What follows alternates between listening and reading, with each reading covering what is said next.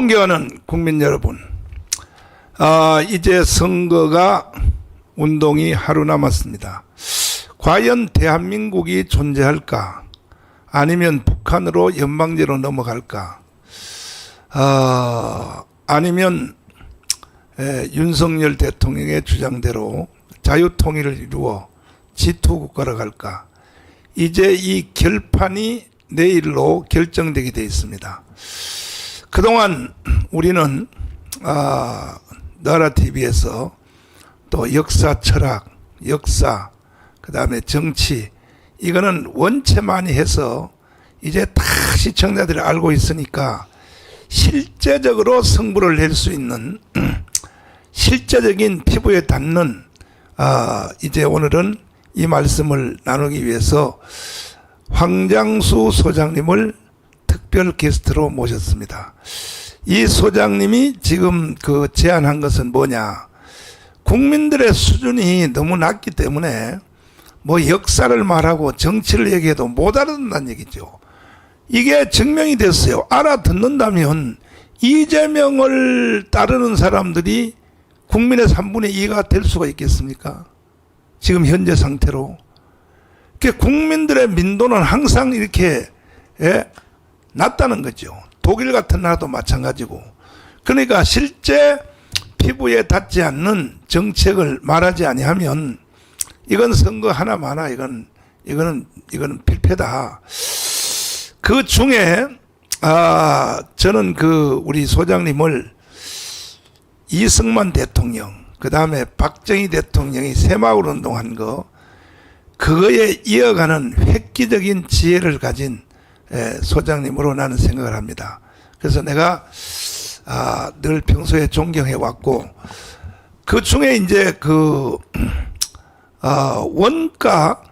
원가 주택입니다. 원가 아파트 33평짜리 아파트를 국민들 여러분들에게 전세금 빼고 그걸로 이제 보증금 걸고, 그리고 국가가 1억 5천 정도로 최저금리로 대출하면 사실 이자가 한 달에 10만 원만 내면 되거든요.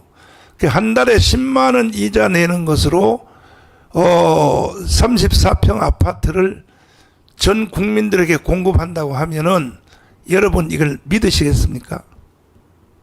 원래요 이승만과 박정희가 했던 말도 사람들이 안 믿었어요. 안 믿는 게 고사고 이해 자체도 못했습니다. 박정희 대통령이 경부 고속도로를 놓겠다 하니까 김영삼, 김대중이가 들어 누웠잖아요. 자기 혼자 부산까지 차 타고 가고 싶어서 경부 고속도로 놓는다고.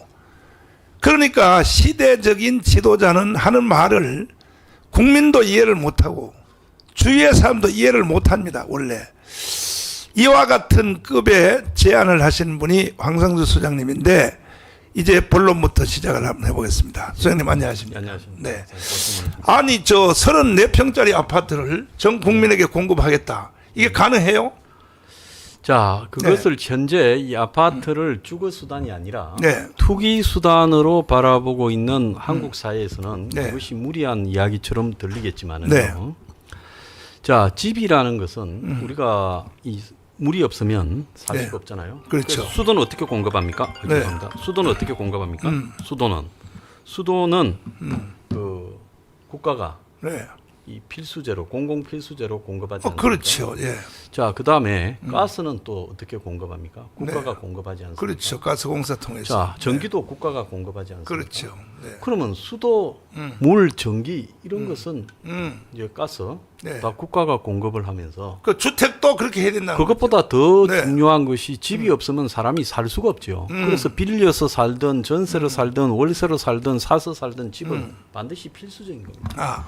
그래서 한국같이 땅이 작고 인구가 많고 특히 수도권에 밀집되는 이런 나라에서는 집은 공공 필수제로서 공급을 하고 부자들은 자기가 뭐 100억을 주고 살든 50억을 주고 살든 호화주택을 알아서 살면 되는 거예요. 그렇죠. 자본주의 사회에서. 그렇지만은 우리나라에 지금 집이 없는 사람이 43%입니다. 정부 발표로요. 그렇군요. 1인 가구가 지금 1,000만 가구가 넘어갑니다. 대부분 집이 없는 사람들이에요. 그러니까 집이라는 것이 지금 한국에서는 투기 수단이 되어서 서울 시내의 평균 아파트 가격이 12억 하지 않습니까? 아, 또 평균 분양가격이 4억 5,070만 원입니다. 네, 평당. 네, 평당요. 평당. 자, 올해 분양된 서울 시내 아파트 평균 분양 가격은 평당 6,880만 원이래요. 이야, 대단하네요. 예. 그래서 이런 것은 내가 직장에 취직해서 죽을 때까지 40년, 50년을 일해도 내가 나이 70이 돼도 이 집을 살 수가 없어요. 살 수가 없다. 왜냐하면 먹고 살아야 되지요. 거기다가 일부 돈을 모아가지고 집을 산다는 게 불가능하잖아요. 네, 그러면 이 국가가 어떤 행태로든지 사람들을 집을 사지 못하게 하고 그런 소득 중에 상당수를 지금 전세도 사라지면서 월세 사회로 가면서 월세를 내고 뭐 또 전세금을 내거나 반전세금을 내고 네, 이렇게 하는 쪽으로 가게 되면 쓸 돈이 없잖아요. 네, 그럼 자식 교육을 뭘로 시킵니까? 그러니까 사람들이 상류층에 있는 자식들은 그 애도 놓고 결혼도 하는데 맞아요. 이 중하류층의 이제 자녀들은 결혼도 못 하고 애도 못 놓고 이 그냥 사회적으로 출산이 단절되는 거예요. 아, 그리고 고립이 되는 거죠. 네, 그렇기 때문에 집이라는 것은 인간에게 그 예수님이 여우도 굴리 있고 그렇습니다. 그리고 뭐 새들도 거처가 있는데 네. 인자는 머리 둘 곳이 머리 없다. 둘 하죠. 곳이 없다. 그 외수든 노숙자 분이 있었어요. 맞아요. 그러니까 집이 없는 서름을 예수님도 말씀하셨습니다. 그러니까 이 집이라는 거는 사람이 살아가는데 반드시 필요하다. 그런데 그 사회에서 내가 성실하게 20년을 일해도 30년 일해도 집을 살 수 없다면 그 사회에 뭔가 시스템이 굉장히 잘못된 거죠. 네, 그래서 제가 당을 만들어서 그런 이 원가주택이라는 부분을 이야기를 할 때 제가 무슨 정치를 하고자 제 몸도 아프고 그런데 제가 정치하고자 만드는 것도 아니고 이걸 가지고 움직이면 기성의 정당 중에 이런 것들을 누군가가 받지 않겠느냐 네, 이런 생각에서 만들었는데요. 그런데 이 정당 중에 아무도 안 받고 오로지 정광훈 목사님의 자유통일당만이 이것을 수용하겠다. 네, 그래서 사람들이 정치는 사랑으로 한다고 국민에 대한 사랑으로 한다고 다 말을 하고 있어요. 보수부터 저 극좌파 친부까지. 네, 그런데 그 자들이 아무도 실제로 실천은 안 하고 있는 것은 이유가 있지 않겠습니까? 네. 예. 아, 저는 그 처음 딱 들을 때 예. 저는 바로 이해가 되더라고요. 예. 바로 이거다. 그게 이제 하신 말씀을 요약하면은 국가가 할 일이 있고 개인이 할 일이 있고 가정이 할 일이 있는데 예를 들면은 전기 이건 국가가 공급을 해야죠. 그다음에 가스 이것도 국가가 이제 공급해야 되고 그다음에 우리 또 교통망 있잖아요. 뭐 예. KTX 이건 다 기본적으로 그래서 국가가 필요한 거 아닙니까? 예. 근데 그 중에 주택 문제를 개인 보고 해결하라고 하면 안 된다는 얘기죠. 그래서 결과적으로 이것도 국가가 기본적인 주택에 대해서는 국가가 공급을 해야 된다. 그 내용이죠. 예, 그렇습니다. 그럼 문제는 이제 방법론인데 어떻게 34평 아파트를 국가가 최저금리로 한 달에 이자 뭐 10만 원 정도만 내면은 34평 방 3개짜리 아파트를 전 국민에게 국민형 아파트로 공급할 수 있느냐. 실제적 구체적으로는 그게 어떻게 가능하겠습니까? 자, 우리가 지금까지 생각처럼 네. 대단지 위주의 아파트를 생각한다면 불가능할지 모릅니다. 지금 뭐 아파트라고 하면 몇천 평, 몇만 평을 밀어가지고 뭐 500가구, 1000가구, 뭐 2000가구 이런 식으로 아파트를 짓지 않습니까? 그렇죠. 재개발 해가지고 네. 재건축해가지고. 네. 근데 그런 방식이 아니라 우리 주변에 수많은 짜투리 땅들이 지하철에서 멀지 않은 곳에 또 이 각종 이 공공 부지에 네. 남아 있습니다. 그래서 이 그런 부지들을 최대한 활용해서 수십 채, 뭐 100여 채 네. 이런 정도의 소규모로 그 아파트를 짓자는 거죠. 예를 들자면 네. 네. 동네에 가면 파출소 지구대가 있는데 그렇죠. 마당 차지하고 있는데 경찰들은 가끔 와서 있고 음. 봉사 불도 꺼져 있어요. 맞아요. 그럼 그거를 헐어서 그 땅에 네. 적어도 이 원가 주택에서는 용적률 건폐율에서 혜택 주자는 겁니다. 뭐 그렇지. 한강변에도 맞아요. 혜택 주고 다 혜택 주자는 뭐 한 30층 윤석열 정권의 네. 정책이지 않습니까? 그렇죠. 그러면 이 원가로 국가가 공급하는데 혜택을 못 줄 이유가 없죠. 건폐율, 용적률 혜택을 줬어요. 그럼 땅값이 없어지죠. 예, 그러니까 바닥 면적이 200평만 돼도 위로 쫙 올리는 겁니다. 15층까지 올려요. 네. 그래가지고 밑에 한 3층 정도는 네. 1층은 이제 주차장으로 쓰고 2층, 3층 정도는 파출소로 쓰면 됩니다. 네. 그러지 않습니까? 동사무소도 그렇고 동사무소도 그렇고 복지센터도 그렇고 네. 소방서도 그렇고 소방서도 그렇고 그다음에 학교도 그래도 돼요. 학교도요. 맞네. 초중고등학교도요. 네. 그래서 학교가 이 학생하고 주거지하고가 같이 일치되는 학교하고요. 거기다가 만약에 그렇게 된다면 예. 교회도 해도 돼. 교회. 네, 교회도 전국에 되죠. 뭐 수만 교회가 있는데 예. 교회를 예를 들어서 30층 허가를 해주면 예. 그 허가해주고 건축 비용을 정부가 지원해 주는 거예요. 1, 2, 3층만 교회로 쓰고 교회로 쓰고 나머지는 아파트 위로 다 아파트로요. 지어버리면 예. 네. 그런 식으로 해서 곳곳의 땅에 네. 적어도 뭐 50채, 100채 정도씩 짓기 시작하면 요즘 관공싸움 가보십시오. 아. 쓸모없이 저 구청만 해도 한 2, 3천억에다가 대궐을 지났습니다. 참 기가 막혀요. 그리고 정부 그 시청, 서울시나 뭐 네. 각종 지자체 산하에 네. 수많은 사업소들이 있어요. 가산 보세요. 기가 전부 땅들이 놀고 자빠졌습니다. 기가 막혀요. 그래서 이런 이 유휴지, 이런 이 정부가 소유하고 있는 유휴지, 오죽 많으면 정부가 40조가 있는데 팔겠다고 지금 내놓고 있어요. 아, 그런 땅들에다가 이 원가 주택을 짓는 겁니다. 여의도 같은 경우에 색강 부지 있잖아요. 네. 그걸 블록형으로 해서 밑에는 강이 흐르 들어가고 매립하는 겁니다. 네, 그 위에다가 아파트 지으면 5천채 지어요. 그렇군요. 자, 지금 그 저기 뭡니까? 경의선 네. 지하하고 네. 그 연남동에 그 공원 만들었잖아요. 네, 센트럴 네, 네. 뭐 그렇죠. 파크인가? 그걸 원래 원가 주택을 짓고 그 옆에 나무를 심었어야 되죠. 그러면 거기에 몇만 채 지었을 겁니다. 지금도 특별히 그 교외선 있잖아요. 예. 열차 그저 예. 수도권에 계속 그 서울역, 서빙고 뭐 예, 예, 그렇죠. 왕신 예. 돌아다니는 거 예. 이거 지하로 딱 묻어버리면 그 위에 30층 아파트 지어버리면 지하로 묻어서 얼마든지 할 수 있습니다. 할수 있죠. 예, 그런 네. 식으로 그래서 국가가 이 작정만 하면 곳곳에서 그런 땅들에다가 아파트를 지으면 그것이 자신의 생활 근거지나 학교 옆에 있기 때문에 네. 굉장히 이 뭡니까 젊은 사람들한테 유용하다는 거죠. 그거는 임대도 아니고 개인이 그건 사는 거죠. 사는데 예. 그러면 이제 개인이 살려면 돈이 얼마나 있어야 되느냐. 지금 현재 살고 있는 전세금 있지 않습니까? 예.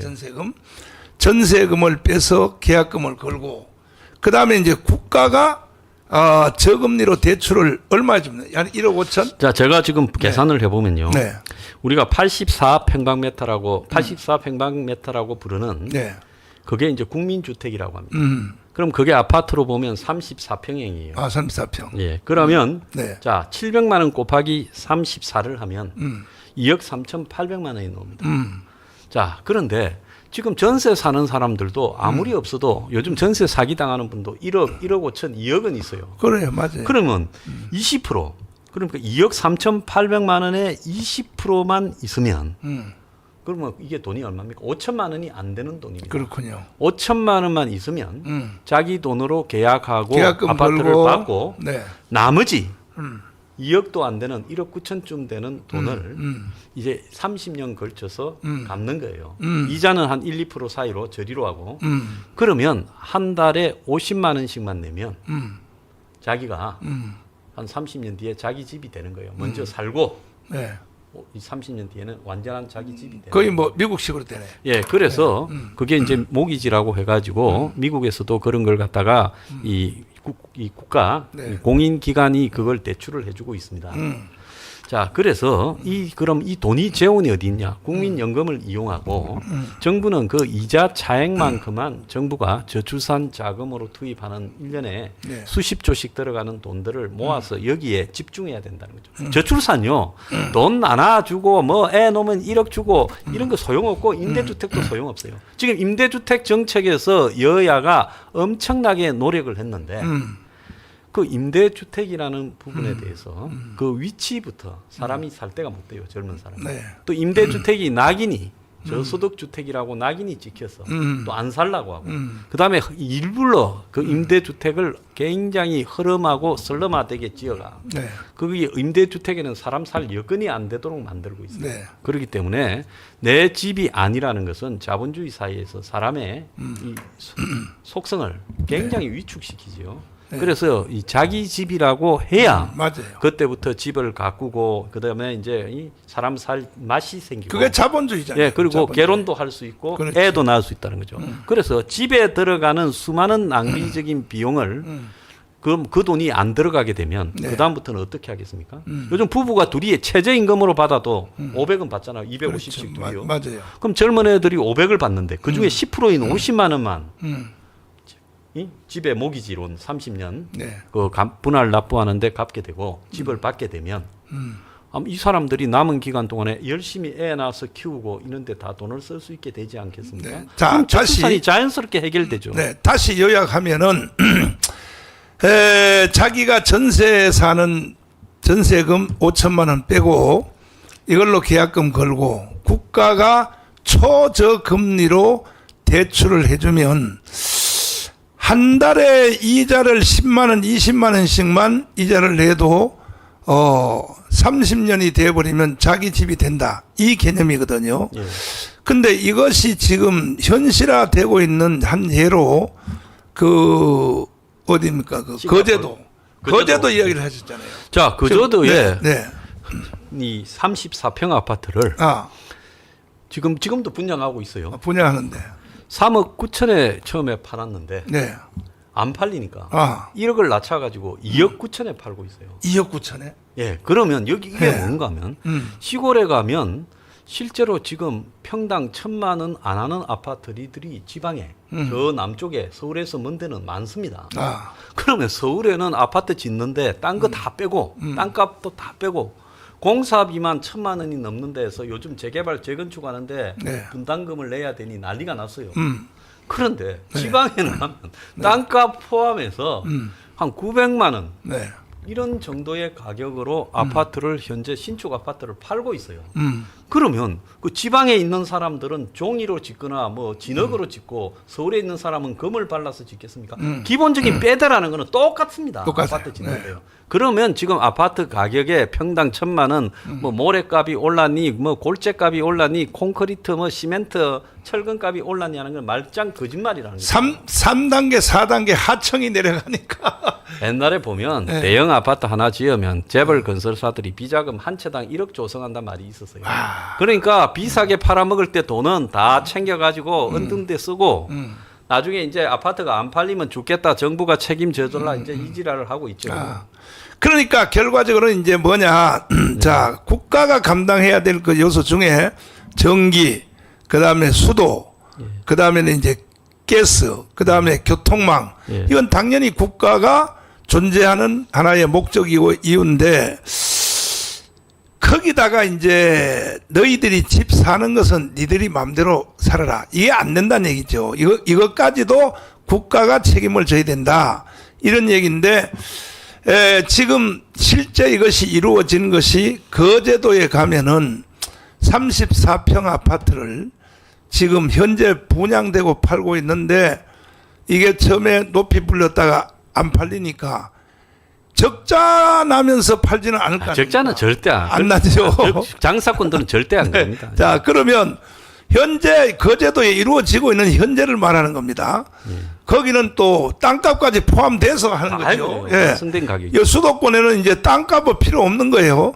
이런 상태인데 거제도에서 지금 어떻게 되느냐 하면 전세금 자기가 5천만 원 빼가지고 들어가면 그 다음에 1억 5천 내지 2억을 누가 은행에서 대출을 해주면 현재 34평 아파트를 자기가 개인이 갖는다는 얘기 아닙니까? 그렇죠. 현재. 예.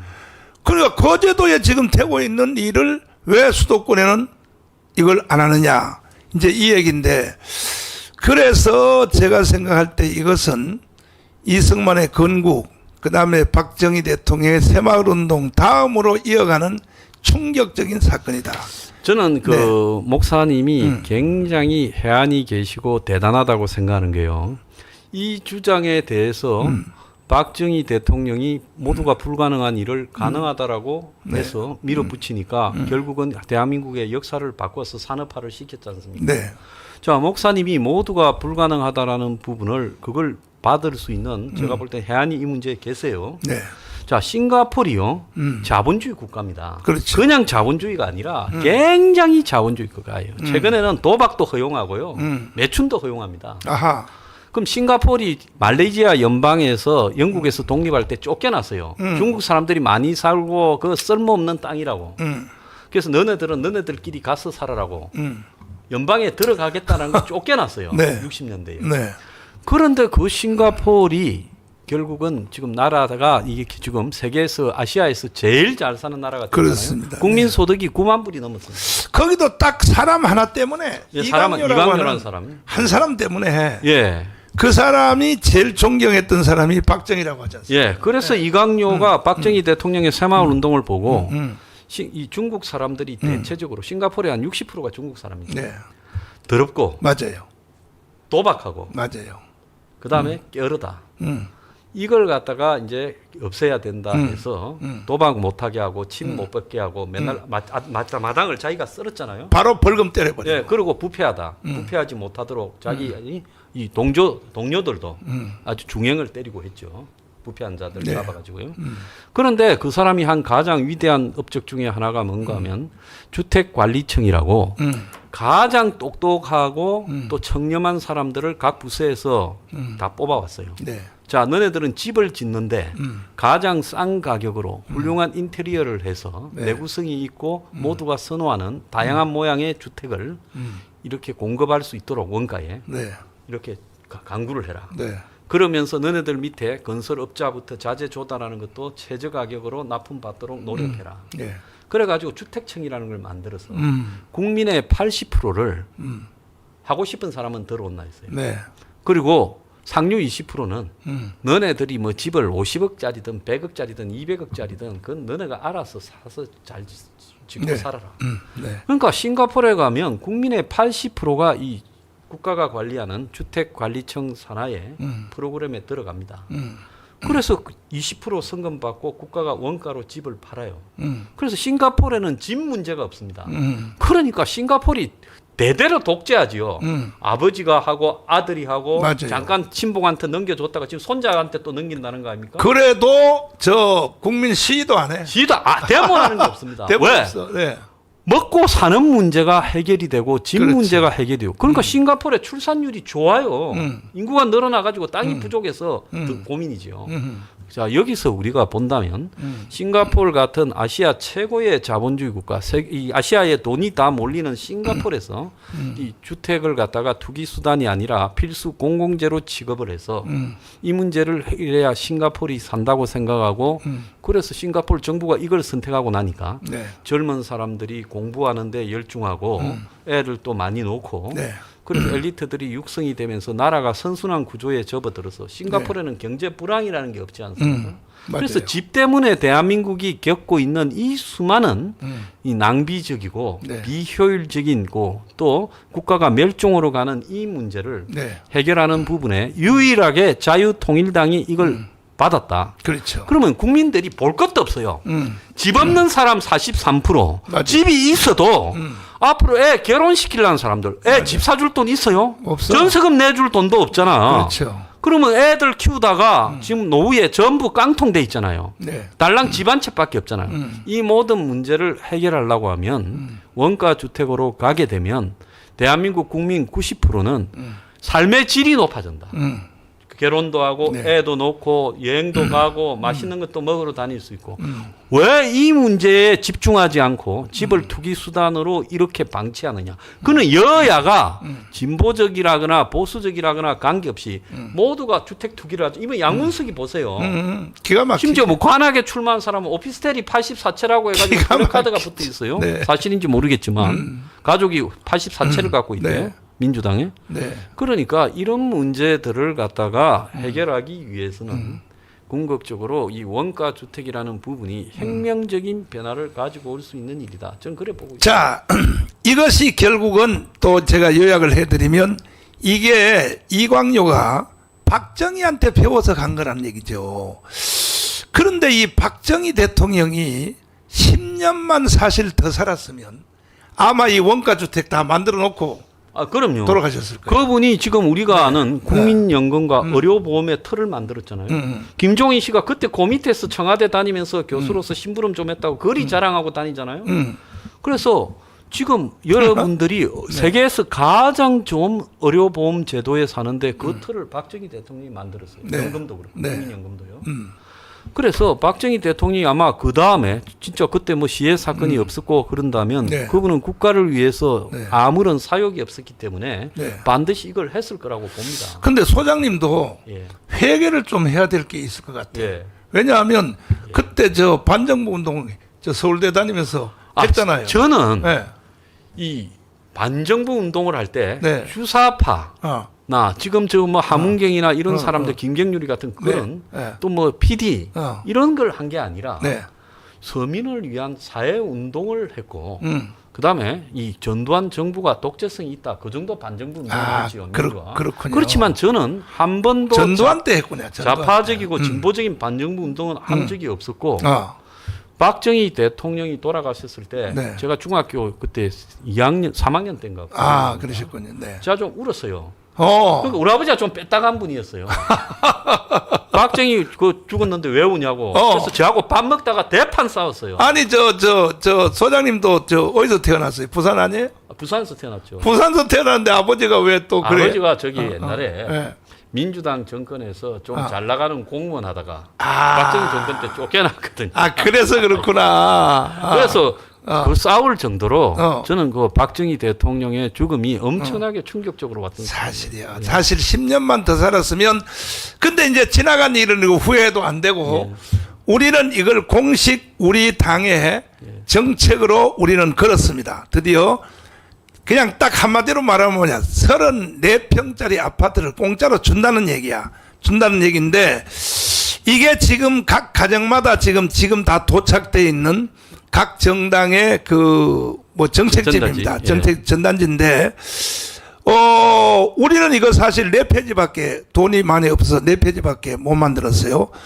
보통 저 민주당하고 국민의힘 정당은 책이 한 권이지 않습니까? 그 책이 한 권씩 집집마다 지금 거의 도착이 다 됐을 것 같은데 내일이 투표 날이니까 그 정책집을 비교해 보면 99%가 똑같아.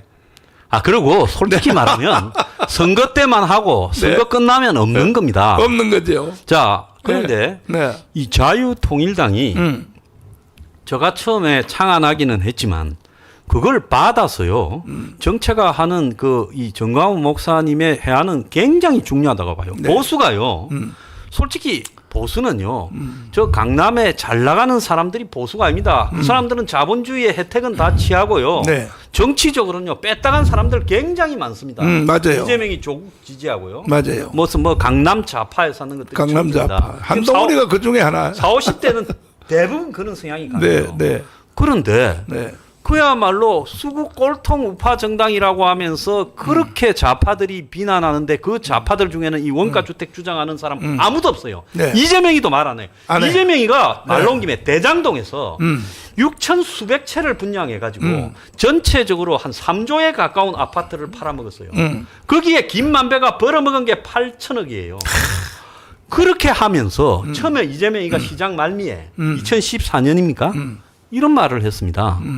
내가 여기에 대장동을 개발해가 1,000만 원, 평당 1,000만 원의 이 아파트를 싸게 공급해서 집 없는 판교 테크노밸리 근로자들에게 집을 공급하겠습니다. 말해놓고 대장동은 부동산 투기꾼들하고 연결돼가 저렇게 크게 들어먹은 겁니다. 먹어가지고 그 돈 또 북한 다 갖다 줘버려.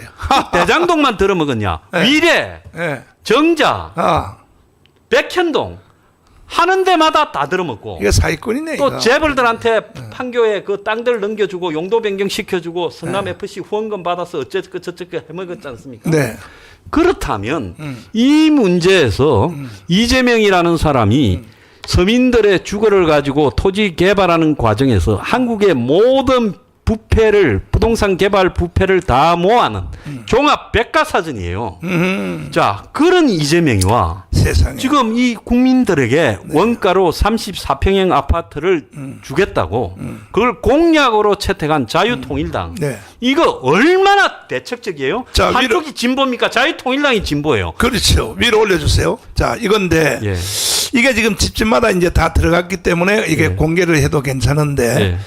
우리는요 복잡하게 안 했습니다. 그 다음에 뭐 2페이지, 3페이지, 4페이지는 보면 뭐 동성 이슬람 차별 금지 반대, 뭐 이제 선교사 특별법 뭐 이런 것들이 있는데 제일 전면에 제1면에 예. 복잡하게 말해도 국민들이 못 알아들어.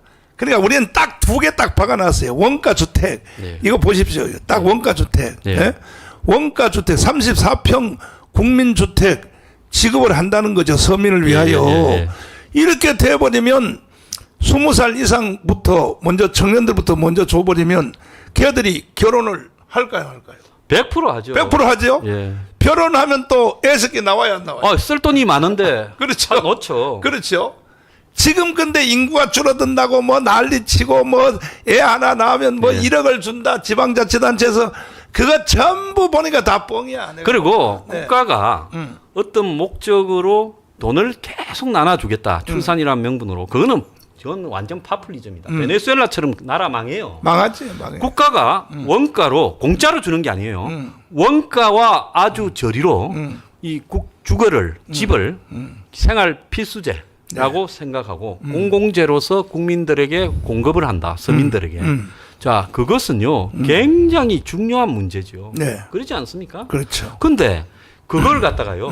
저는 이제 자유통일당이 공식적으로 정 공당 중에 네. 원내에 진입할 공당 중에 그렇기 때문에 네. 50%는 성공한 거라고 봅니다. 저는 어제부로 예. 우리 자유통일당이 보수 우파의 주력 정당으로 바뀐 것 같아요. 예. 국민의힘 정당이 한동훈이가 하도 개떡치니까 뭐 지금 요즘 이제 드디어 속에 있는 걸 자수했어요.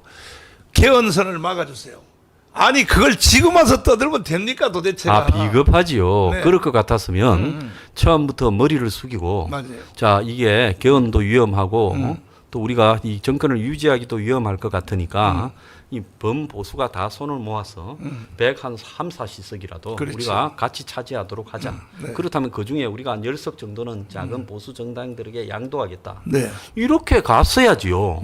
근데 지금까지 온갖 뭐 아파트 투기 개발 공약들을 메가시티 했으면 김포에서 두 군데 다 이기고 있어야 될 거 아니에요. 그렇죠. 밀비 싸고 있잖아요. 야, 그리고 수도권 충격이야. 전체를 서울로 만든다 했는데 수도권 전체의 도시들 하남, 구리, 광명, 네.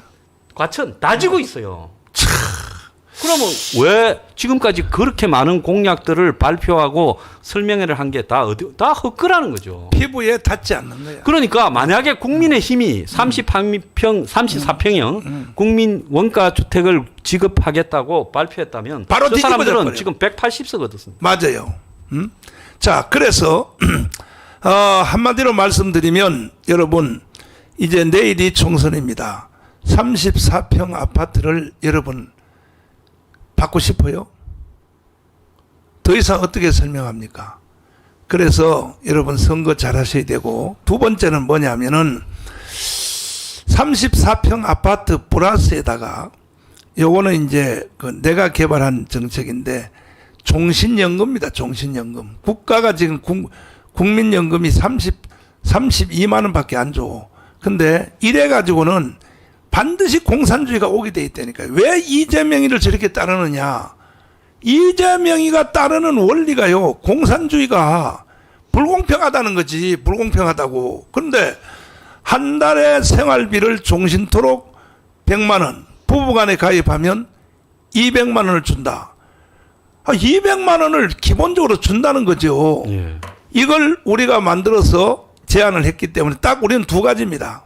이제 우리는 내일 선거하는데 하나는 뭐냐 34평 아파트 그냥 조금 내가 과장되게 말하면 공짜로 준다는 거야. 국민들에게 다 주고 한 달에 100만 원, 200만 원씩 생활비를 국민연금으로 제3 국민연금으로 공급을 한다는 거죠. 그러면 어떻게 이 돈이 생기느냐. 이 돈이 어떻게 한 달에 100만 원씩 종신연금을 줄 수 있느냐? 이거는 우리 영상을 한번 잠깐 보시면 여러분도 확신이 들 것입니다. 자, 이거 한번 들어보세요. 어떻게 이것이 될 것인가? 자, 보십시오. 100만 원 종신연금, 34평 아파트 원가주택 공급받는 길. 국민 여러분, 월 100만 원 종신연금과 34평 아파트 원가주택을 공급받기 원하시는 분들은 다음 사항에 동의해 주세요. 첫째, 퍼스트 모바일 통신사 이동에 1000만 명 가입. 자, 둘째, 스탑. 지금 여러분이 핸드폰을 가지고 있죠. 이 핸드폰이 기계도 그대로 쓰고 번호도 그대로 쓰는데 통신사만 우리가 70억을 들어서 만든 KT의 회사가 있어요. 통신사만 그러니까 기계도 그대로 쓰고 핸드폰 기계도 그대로 쓰고 번호도 그대로 쓰고 통신사만 셋 중에 하나입니다. LG, SK, KT인데 우리가 만든 KT로 이동을 해주면 이것이 돈이 얼마나 생기냐. 한 달에 돈이 2천억이 생겨. 2천억. 그래서 이건 내가 돈을 만들어 준다는 게 아니고 황장수 소장님이 돈을 만들어서 아파트를 공짜로 34평 준다는 게 아니라 여러분들이 돈을 만들어서 이것은 다종적으로 줄 수 있는 거예요. 그러니까 이거 이동하면요. 전화 요금이 지금 소장님은 전화 요금 얼마씩 냅니까? 한 달에? 저는 저 통신사에 좀 사기당하는 것 같아가 전화기를 별도로 사서 요금만 내고 있는데도 한 6만 원 정도 내고. 6만 내죠. 예. 절반 있잖아요. 예. 3만 원으로. 예. 3만 원으로 내가 가격을 낮춰준다면 예. 이거 통신사 이상 하실래요? 안 하실래요? 하죠. 100% 하죠? 예, 그걸 자, 왜 예. 그러니까 이거 보세요. 그러니까 이 지혜와 아이디어와 발상입니다. 발상. 박정희급과 이승만급의 발상을 하는 사람이 없어요. 이게 이제 황장수가 나타난 거야. 그리고 또 황장수의 말을 제일 빨리 이해한 사람이 정강훈 목사예요. 정강훈 목사. 그러니까 아니 이렇게 힘드는데 여기 대해서 여러분 궁금한 것이나 항의한 점이 있습니까? 두 번째. 자, 보세요. 두 번째 보십시오. 퍼스트 모바일 통신사 이동에 1000만 명 가입. 둘째, 자유일보 1000만 명 정기 구독 신청. 자, 자유일보를 1000만 명이 여기에 가입을 하는데 일단 100만 명 지금 현재 한 7만이 넘었습니다. 자유일보가. 예. 내가 왜 자유일보를 만들었냐? 조중동이 하도 개떡을 치니까 보수라는 이름으로 솔직히 말하면 보수를 말아먹고 있죠. 말아먹죠. 그거 박근혜 탄핵했잖아요. 조중동이. 예. 그래서 열받아서 제가 한 달에 우리 교회 재정을 5억을 넣어요. 5억을 넣어서 자유일보를 2년째 이제 했는데 이제 대박나게 생겼어요. 이제 7만 부 이상 넘어갔거든요. 그래 한 달 안에 이게 100만 부가 넘으면 조선일보 사실 60만 부밖에 안 되잖아요. 요즘 메이저 그 좌파 매체 있지 않습니까? 네. 그 뭐 이름 언급하긴 그렇습니다. 신문들. 네. 저 한 3만 부, 4만 부밖에 안 된답니다. 그러니까 이미 우리는 국민일보도 이겼고 한겨레도 훨씬 이겼고 예. 이제 우리는 조중동을 이길 지금 준비를 한 달 안에 이길 준비를 돼 있는데 여기에 이제 100만 부가 가입하면 거의 광고비를 따지니까 이게 1년에 약 1조 가까이가 나오는 거예요. 그렇겠네요. 이 돈을 내가 안 가지고 이걸 여러분에게 다 돌려주겠다는 거야. 여러분에게. 나는 돈이 필요 없는 사람이요. 내가 만약에 돈을 챙겼으면요. 작년에 1년 동안 제가 애국단체한테 지원하고 또 광화문에 지원하고 애국운동에 지원한 비용이 1000억이 넘더라고. 1000억이. 목사님은 네. 돈을 모으는 재주가 계신 분이라서 돈을 모으는데 집중했으면 아마 재벌 됐을 재벌 됐지. 재벌 됐어. 그 나는 하늘나라를 가졌기 때문에 이 돈이 필요 없는 사람. 그러니까 난 다 퍼들어 주는 거야. 그냥 다 나눠주는 재미가 얼마나 이 돈 나눠주는 재미가 얼마나 좋은지 이게 인생의 최고의 기쁨이야. 예. 목사니까 뭐 당연히 저만 그런 게 아니라 목사님들은 다 그렇게 하는데 그 다음에 또 세 번째 한번 보세요. 셋째, 선교카드 1000만 명 가입. 자, 선교카드 1000만인데 이거는 농협에 가면 돈도 안 주고 그냥 만들어 주세요. 그러면 선교카드 만들어 줘요. 선교 카드를요 1000만 장을 만들면 국민들이 돈이 22조가 생겨요. 22조가. 그러니까 여러분 보세요. 얼마나 우리가 그동안에 사기를 당했는가. 얼마나 사기를 당했냐 말이야. 착취업자들한테. 이게 뭐가 어렵습니까? 돈도 안 들어. 그냥 가서 만들어 주세요. 그럼 만들어 준다고요. 이게 한 달 안에 1000만 명 빨리 해보자 이 말이고. 그다음. 넷째, 자유마을 회원으로 1000만 명 가입. 자, 자유마을 회원으로 1000만 명 가입을 한다. 왜 자유마을이 1000만 명이 필요하냐면 사실은 이 대한민국을 G2 국가로 가는데 조직력이 필요합니다. 조직력. 그래서 1000만의 조직이 필요합니다. 그 우리는 자유마을 사이트를 만들어서 지금 한 700만 정도 가입이 됐어요. 예. 700만. 그러니까 이제 300만만 더 하면 바로 이제 시행이 되는 겁니다. 그다음. 다섯째, 광화문 온 앱 모바일 설치 및 1000만 명 가입. 사실은 돈이 여기서 다 나오거든요. 저게 지금 중요한 게 네. 요즘 중국에서 나오는 네. 앱들 네. 플랫폼이 맞아요. 알리, 네. 뭐 테무, 쉰 이 3대 플랫폼이 네. 세계를 휩쓸고 한국 유통을 휩쓸어서 기가 막혀. 지금 한국의 온라인 마트들, 이마트 같은 마트들이 네. 지금 적자가 나고 있지 않습니까? 그래서 한국의 이커머스라고 부르는 전자상거래 플랫폼이 다 망했어요. 네. 그러니까 여기에 대항하기 위해서라도 자생적으로 네. 지금 이 자유통일당 네. 같이 목사님의 이 정신에 공감하는 사람이 저런 형태로 네. 이 조합, 단위. 네. 그 가톨릭에 가면 이 조합들이 있지 않습니까? 맞죠. 예, 그런 것처럼 하는 게 굉장히 네. 중요하죠. 그래서 지금 중국 사람들이 이게 다 이제 뺏어가는 거 이거에다가 우리는 강화문 이제 온 앱을 개발해서 하는데 이것은 지금 현재 여기서 우리가 그 사이트 한번 올려주시면 2만 가지를 지금 우리가 팔고 있거든요. 예, 2만 아유, 가지 팔고 대단하네요. 있는데 벌써 뭐, 예. 2만 가지를 팔고 있는데 이 2만 가지를 이제 똑같은 회사 거 예를 들면 화장품 그러면 같은 종류의 화장품 가격은 제일 싸도록 예. 왜 1000만 명이 단체 구매를 해버리니까 화장품이요 원가가 20%밖에 안 돼요. 20%. 제가 사실은 2000년에, 네. 24년에 네. 이 고향이라고 아. 모든 농산물을 모아가지고 한국에 최초로 저걸 했었어요. 하하 세상에. 그러다가 이제 네. 노무현 비판하다고 정권에서 이제 얻어맞아서 하하. 문 닫았는데 네. 그래서 저 내용을 잘 알고 있는데 아 그러시구나. 예, 저런 것들이 이제 첫 단계에서 버티는 힘, 그 네. 고비만 넘고 나면 네. 폭발적으로 커지는 이 성향이 있습니다. 네. 근데 목사님은 지금 자유마을이나 네. 이제 자유통일당 이런 거를 통해 가지고 네. 어떻게 보면 엄청난 네. 이 상호 조합적인 마인드를 그렇죠. 가진 네. 대중들을 갖다가 확보하고 있기 때문에 네. 저게 앞으로 좀 이제 이 일반적인 이커머스에서 나오는 각종 효율적인 어떤 기술들만 좀 넣으면요. 네. 아주 폭발적인 될 수 있죠. 여기다가 이제 가지수를 560만 가지를 추가하려고 합니다. 지금 예, 예. 작업 들어갔습니다. 예. 그러면 어차피 인간이 요즘 애들은요, 우리 딸내미 보니까 아침에 두부 사러도 안 가요. 핸드폰 가지고 다 거기서 주문하고 다 드려야죠. 문 앞에다 딱 갖다 예, 놔버려.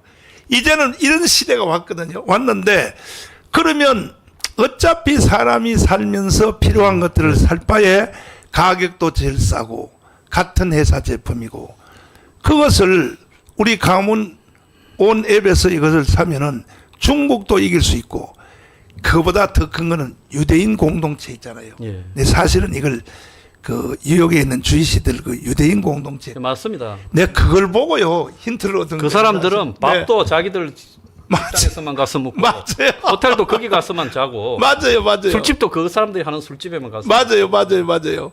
근데 거기서 이제 힌트를 얻었는데 해보니까 이게 폭발하는 거야. 이미 우리는 임계점을 넘었고 이것이 다단계하고 다른 게 뭐냐면 다단계는 일단 뭐 물건을 뭐 300만짜리 하나 사라 그러고 그 착취죠, 착취. 착취죠. 예. 그다음에 또 뭐 회비를 내라 그러고 예.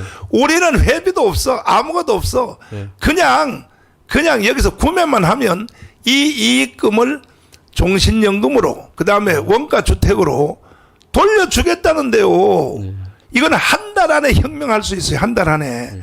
한 달 안에 혁명할 수 있습니다. 그러니까 그리고 이게 자유통일당이나 네. 이 소수 정파가 네. 버티어내려 그러면 네. 궁극적으로 생존 기반 자본 부분을 갖다가 확보하지 않으면 못 버팁니다. 그 굉장히 중요한 부분이에요. 네. 다음. 여섯째, 너 알아 TV, 예. FNL 뉴스, 신의 한수, 이봉규 TV, 고성국 TV, 황장수의 뉴스 브리핑, 자유마을 공식 유튜브 채널, 예. 1000만 명 구독, 알림 설정. 자, 소장님. 지금 소장님이 하는 유튜브 있죠. 예. 거기에 내가 1000만 명의 구독자를 만들어 드리면 예. 저한테 한탕 내실래요? 그럼 한타를 낸 게 아니라 목사님한테 한 달에 얼마씩 갖다 드려야죠. 한 1000만 원씩은 드려야 돼요. 아니요, 돈은 필요 없고, 돈은 필요 없고. 예. 왜냐하면 언론이 다 종북화돼 있고, 예. 조중동을 비롯하여 KBS, SBS, MBC, 종편까지도 전부 북한 지령 방송을 하고 있으니까 유튜브 외에는 이게 대한민국을 자유통일할 수 있는 길이 맞습니다. 없는 겁니다. 맞습니다. 그래서 이제 우리가 1000만 명, 우리가 5대 유튜브 1000만 명 구독을 반드시 이건 만들어내겠다. 이것도 한 달 안에 할 수 있어요. 우리가. 제가요. 예. 그 노무현 때 네. 2018, 19년경에 한국에서 최초로 그 하루에 100만 명을 봤어요. 하루에. 야, 그래가지고 이 엔터테인먼트하고 포함해서 한 4등 정도를 했습니다. 와, 그런데 이제 노무현한테 이제 문재인한테 탄압받으면서 이제 맛이 가기 시작해가 네. 5년을 제자리에 묶여 있었는데 목사님하고 연대한 이후에 네. 지금 15,000명이 늘어났어요. 이제 52만 6천. 아이고 그렇군요. 5년을 제자리에 묶이고 후퇴하다가 아이고 다행이네. 탄압을 받으면서 네. 그러고 있어요. 뭐 이 정도는 아니고 한 달 안에 1000만 명의 구독자가 황장수 뉴스 브리핑에 이건 반드시 할 수 있어요. 한 달 안에 할 수 있습니다. 그러니까 사람이 이거는 4.19, 5.16에 이어가는 혁명이라니까요. 혁명입니다. 자, 다음. 6개 사항 1000만 가입이 완성되면 종신토록 월 100만 원씩 지급됨을 다시 한번 알려드립니다. 그러니까 자, 아파트 34평 공짜로 받고 월 종신연금 100만 원씩을 다 주면 이거는 세계 G2가 아니라 미국 가도 우리만큼 이렇게 못 살아요. 이것이 국가가 도와주는 것도 아니고 국가의 그 관변단체 있잖아요. 재향군인회 뭐 그다음에 자유총연맹 또 새마을중앙회 뭐 이보고도청 있잖아요. 다 세금 뜯어먹고 살잖아요. 그 사람들 1년에 한 30억씩 받더라고. 예. 우리는 국가 필요 없다는 거야. 우리가 돈을 만들어서 우리 국민들에게 돌려주겠다. 예.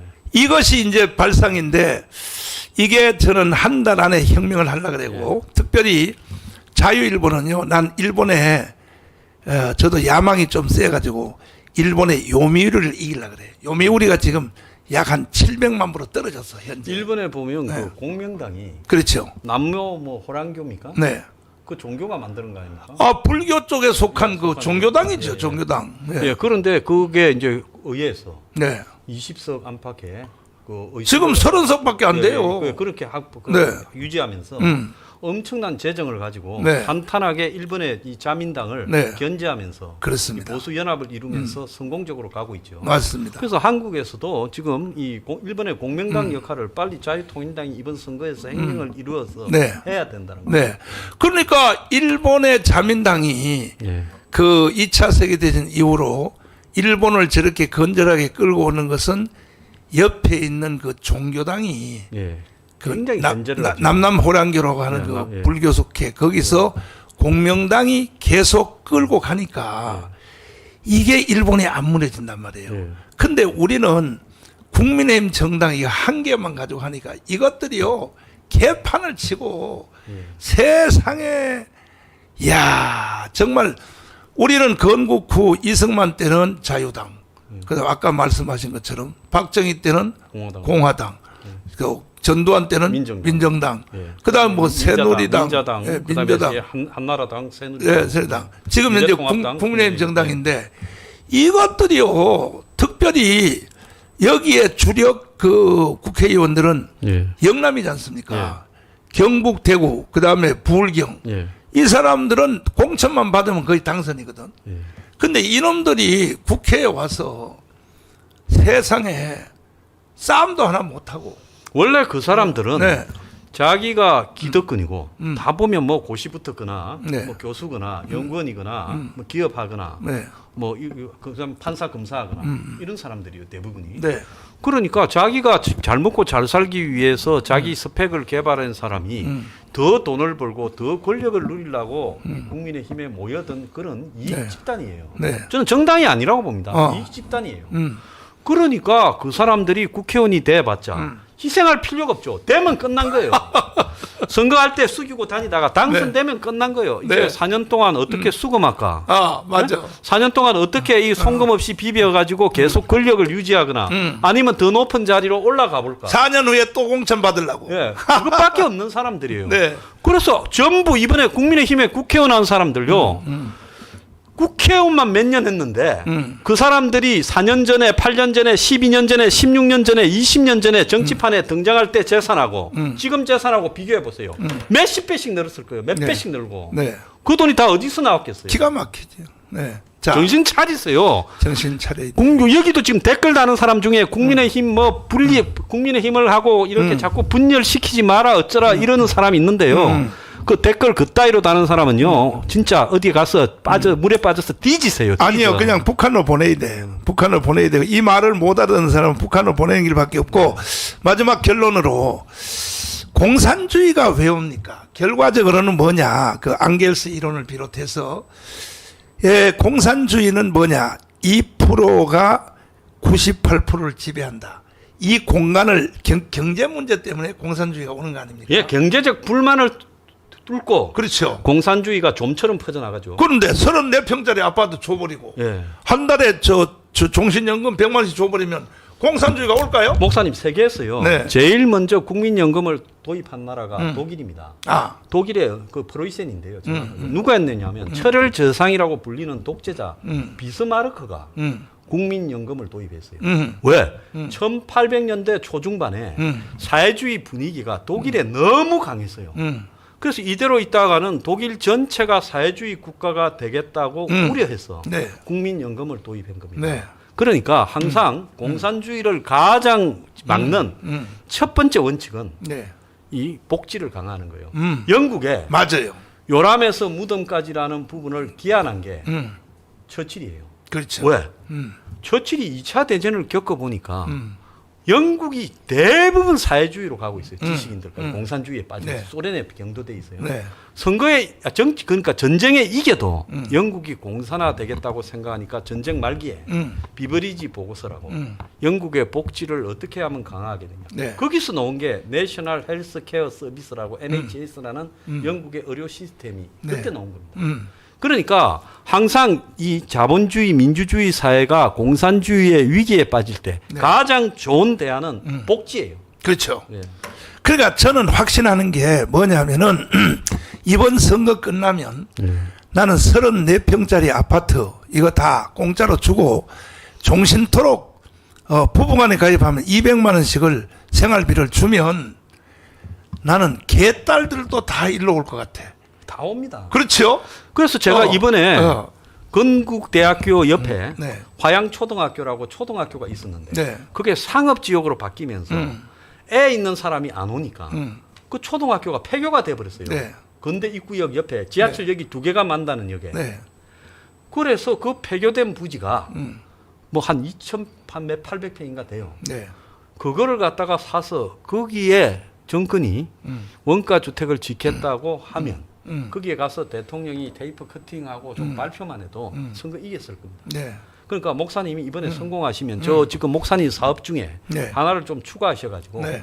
원가 주택을 시범적으로 한번 이렇게 해보시면 이건 바로 할 수 있어요. 자유통일당이 어마어마한 국민적인 지지를 계속 받아갔을 것이다. 네. 집권할 수도 있을 것이다. 네. 다음 대선 때는 네. 대선 후보도 내서 아니 뭐 유력하게 할수 있을 것이다. 다음 4년 후에는 우리가 100% 집권할 수 있고 왜 국민의힘 정당이 이제 마지막으로 한동훈에 대한 얘기를 한번 하고 예. 만치려고 그러는데 한동훈이가 정치를 전혀 모르는 사람 같아요. 자, 한동훈이는 네.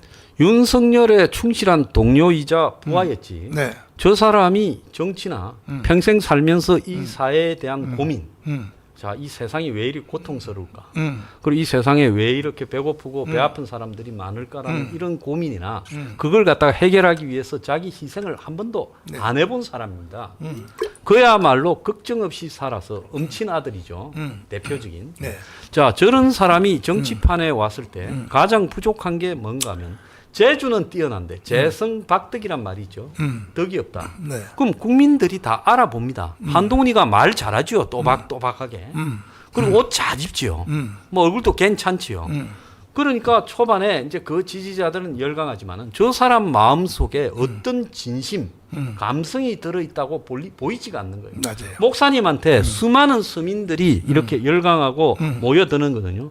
목사님의 그런 열정에 대한 이 동의가 있는 겁니다. 내가 희생을 하니까. 예, 거기에 대해서 대부분 적어도 정가훈 목사가 자기가 이익을 탐하지는 않았고 자기가 정치하려고 저러는 것도 아닌데 이 나라를 위해서 엄청난 희생을 하고 있다는 걸 이신전심으로 공감하니까 여기까지 오신 거거든요. 네. 한동훈에게는 그게 없습니다.